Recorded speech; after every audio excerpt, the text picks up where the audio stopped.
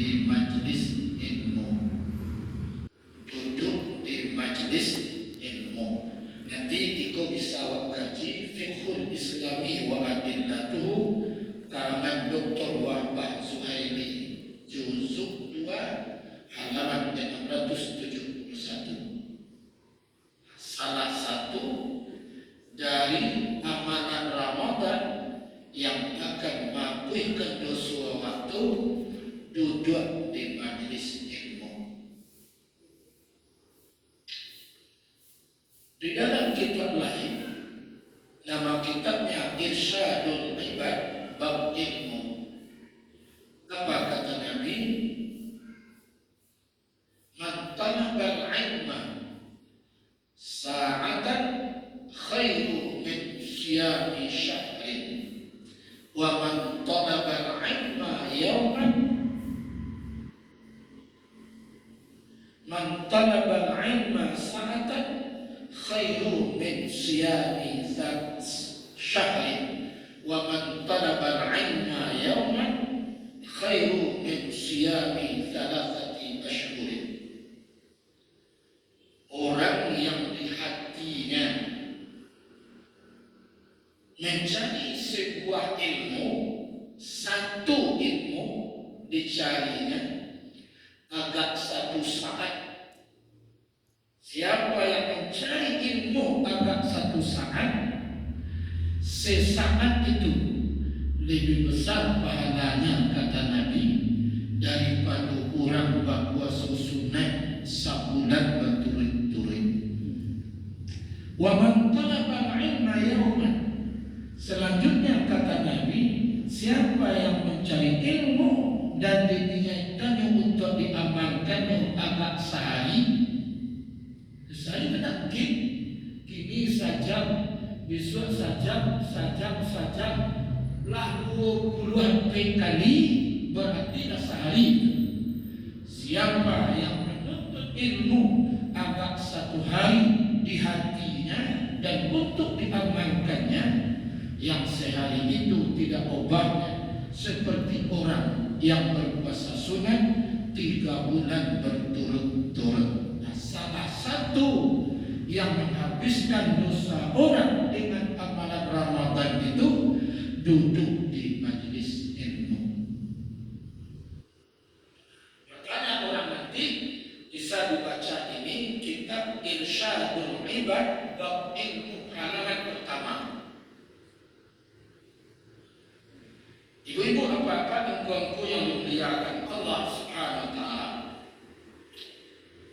Nabi mengizinkan dan sahabat-sahabat menceritakan ada 5 perbuatan Nabi yang batu-batu disungguhinya di bulan Ramadan. Ada 5 perbuatan Nabi yang dimana disungguh-sungguhinya di bulan Ramadan. Ternyata yang 5 itu menggugurkan semua dosa-dosa yang bertimbun di masa lampau. Yang pertama, waktu kita terbatas, yang pertama adalah al-jud.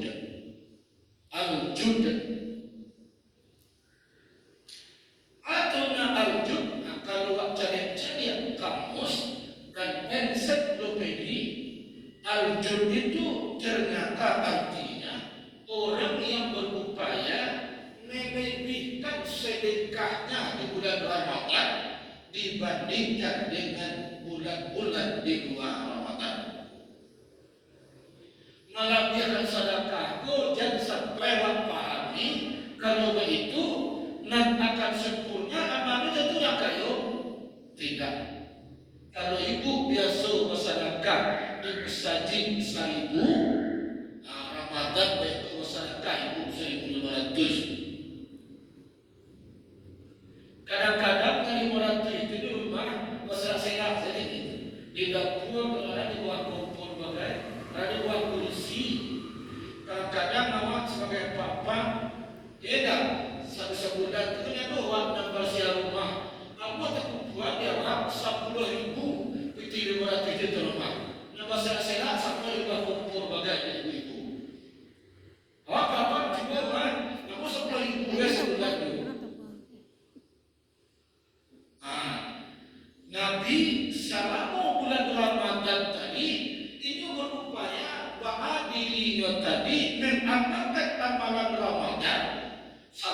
satunya berupaya senang bersedekah dan melebihkan daripada bulan-bulan di luar Ramadan.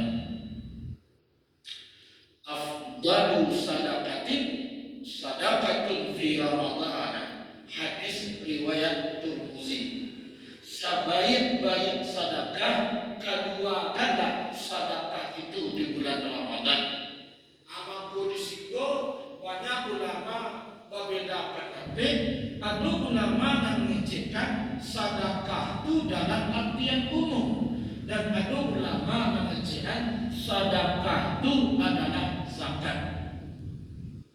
Karena dalam Al-Quran dan dalam hadis kata-kata sedekah itu banyak juga artinya zakat. Maka oleh sebab itulah banyak orang mengeluarkan zakat di bulan Ramadan. Justru zakatnya keluarnya bulan Ramadan. Wa apa itu? Afdalu sadaqatin sadaqatun fi Ramadan. Raja fadilah zakat atau sedekah itu dikeluarkan di bulan Ramadan. Tapi ada juga ulama mengatakan ini maksudnya adalah sedekah sunat, bukan sedekah zakat. Karena sedekah itu dua artinya. Ada yang zakat, ada yang artinya sedekah biasa.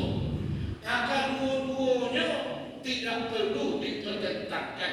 Kenapa demikian? Ya salahnya wakar-wakar zakat di bulan Ramadan. Begitu juga banyaklah sedekah di bulan Ramadan dibandingkan di luar Ramadan. Kalau tidak ada maka sedekahkan ibu-ibu dengan wajah yang berseri-seri saja kita, dengan senyum kita layani orang. Ketika itu ibu sedang bersedekah. Waktu rumah sakit umpamanya, ya kan? Dengan layanan waktu ibu-ibu kadang-kadang sudah separuh dari obat. Separuh dari obat ibu. Mulai masuk rumah sakit, layanan itu nanti ironya separuh dari obat. Karena dulu ceritakan tentang kisah seorang anak muda yang tiba-tiba jatuh lupa. Dibawa menghadap kepada Ibnu Sina. Seorang anak muda yang tiba-tiba matanya ini buta tanpa ada apa-apa sebelumnya. Maka dia datang kepada orang tuanya, datang kepada Ibnu Sina. Maka Ibnu Sina mengatakan, anak bapak ini tidak sakit. Betapa dalamnya indra pendengar daripada Ibnu Sina. Anak bapak tidak sakit dong. Andaikan bertemu bagi dia apa yang dia inginkan, maka anak bapak langsung menjadi sehat. Itu tak kata bapak tadi. Maka Ibnu Sina mengatakan kepada bapak itu, maukah bapak membawa anak bapak ke rumah saya? Setelah itu nanti bapak saya carikan satu gendi. Karena dia bertanya, apa penyebabnya kira-kira kejadian yang sangat memukul anak bapak baru-barusan kira-kira apa? Jawaban bapak itu, dia sudah akan kawin dengan seorang perempuan beberapa minggu lagi. Ternyata perempuan itu kawin dengan laki-laki lain. Disitulah diambil oleh Ibnu Sina apa kira-kira kejadian yang luar biasa terjadi bagi anak bapak bulanan ini, yang mengatakan anak saya ini rencananya sudah akan melakukan pesta perkawinan beberapa bulan ini akan datang. Ternyata perempuan itu kiranya kawin dengan laki-laki lain. Ini perkara senang dan menyenangkan orang itu termasuk sedekah. Maka dicarilah oleh Ibnu Sina satu gending. Lalu apa katanya?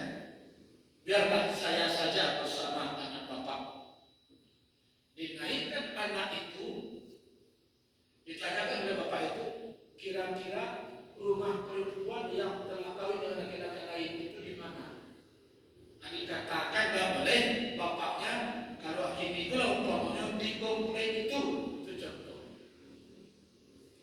Maka dicatatlah oleh Ibnu Sina, ini dokter terkenal di dunia.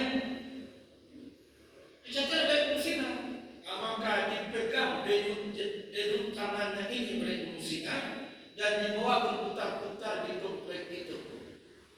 Setiap tiba di perempatan jalan atau di ganggang ditekan oleh Ibnu Sina. Saudara, memakai laki-laki tadi betul. Tiba di sebelah rumah dia ditekan banyak oleh Ibnu Sina.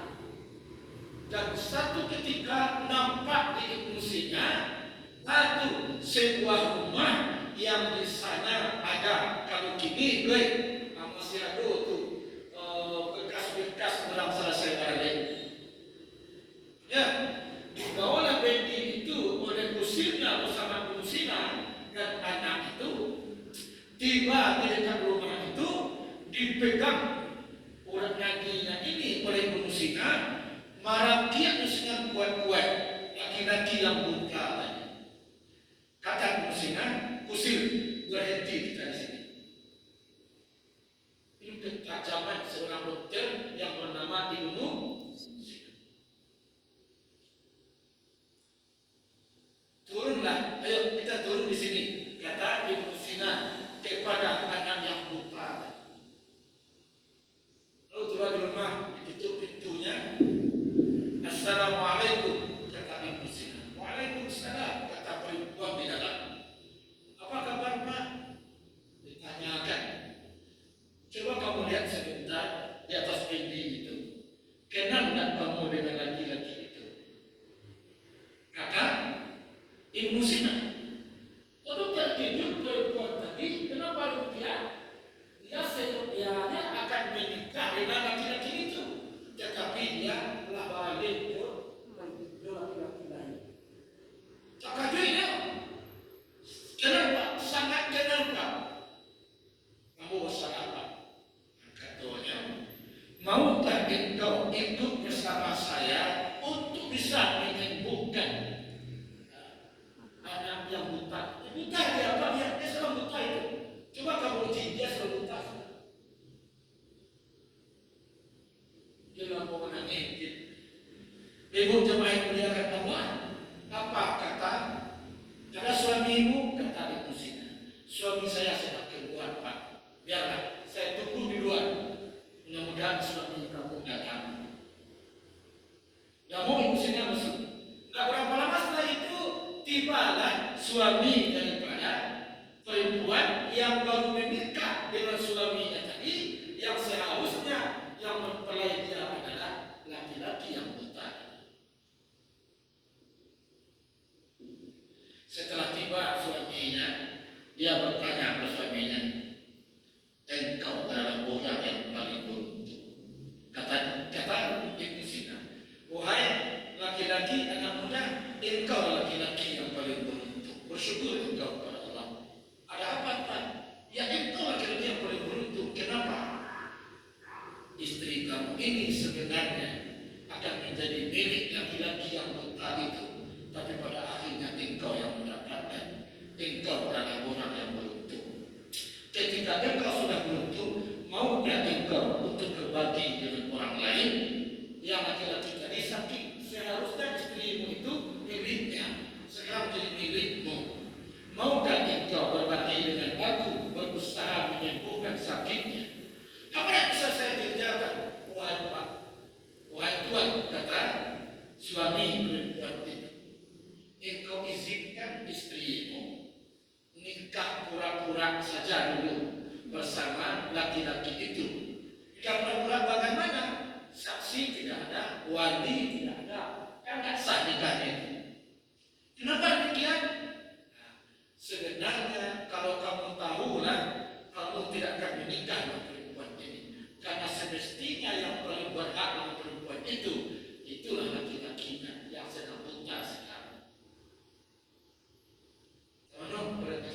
Jadi saya izinkan benar. Bertanya kepada tadi, maukah engkau pura-pura nikah dulu dengan laki-laki itu? Jadi ini cerita dinikahkan oleh Ibnu Sina. Ibnu Sina tidak berhak nikah. Itu makanya nikah itu tidak sah. Itu cuma Ibnu Sina ingin anak itu sembuh. Ini yang layanan ibu ya, ini yang layanan. Terus setelah itu dipanggil anak tadi, dinikahkan oleh Ibnu Sina. Selesai, sudah. Sekarang orang tuamu menunggu di rumah. Kembali kita pulang dulu. Nanti setelah itu nanti kamu akan bertemu lagi dengan istrimu. Kata Ibnu Sina. Pulang lagi tadi. Sampai mau orang butuh dengan baby tadi. Kiranya malam hari saudara kan latih dua orang buta tadi di pagi hari. Laki-laki tadi bangun, yang buta tadi. Terkejutnya ternyata apa yang ada dalam kamarnya itu sudah bisa dia lihat semuanya. Ternyata hanya dengan layanan dan jadi Ibnu Sina mau orang tadi loh, ternyata dia sudah sembuh dari sakitnya. Kenapa anak bapak tidak sakit? Andai kata bertemu bagi dia apa persoalan yang sangat berat bagi dia, maka dia akan sembuh. Hanya dengan metode komunikasi sangat ukurnya macam dia, artinya tak kalau berjumpa dengan pasiennya itu, pasiennya masa puas. Ternyata anak itu besok paginya sembuh dari buntanya. Memang dalam psikologi daripada Ibnu Sina. Ibu jangan memuliakan Allah. Nah, jadi ada yang kata kita ada hati sementara dikecari Nabi dan Nabi sendiri begitu berupaya saat Ramadan itu melampirkan kesenangannya untuk bersedekah. Tidak bisa pilih senyum saja. Senang kita, senang wajah orang bertemu dengan kita, puas orang dengan kita, maka kita ketika itu sedang bersedekah. Dimuliakan Allah. Kata Nabi, satu hari Nabi salat asar ketika itu dalam bulan Ramadan. Ini diceritakan oleh sahabat Nabi yang bernama Uqbah bin Harith. Hadis ini diceritakan oleh sahabat yang bernama Uqbah bin Harith tentang bagaimana kesenangan kepedulian Nabi untuk senang bersedekah di bulan Ramadan diceritakan oleh Uqbah bin Harith. Ketika itu Nabi salat asar. Selesai Nabi membaca Assalamualaikum ke kanan, Assalamualaikum ke kiri. Langsung Nabi tabak. Tentu waktu itu orang banyak merasa heran. Sebab Nabi itu sabana murka melihat orang yang selesai salat indah talaki untuk berzikir. Salamu untuk sabana murka Nabi sampai merah padam. Nabi melihat seorang sahabat yang bernama Abu Dujana itu 3 kali subuh. Inyo selesai salam menyopai, tapi merah kuku Nabi itu walaupun sebenarnya Nabi harus tahu penyebabnya. Sekarang nampak di sahabat yang banyak itu Nabi bulan Ramadan ketika itu salam ke kanan, salam ke kiri. Sudah itu Nabi tabrak.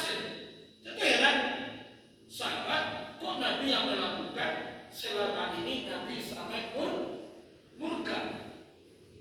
Setelah itu pertambahannya lagi Nabi itu nyai kebarkan saji masuk ke kamar salah seorang istrinya. Nampak bersama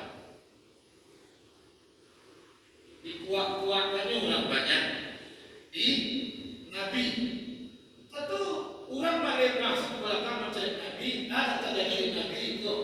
Nabi sangat mudah kalau itu kurang beribadah. Dalam mono kilonya kecil bin Haris, Nabi banyak melihat.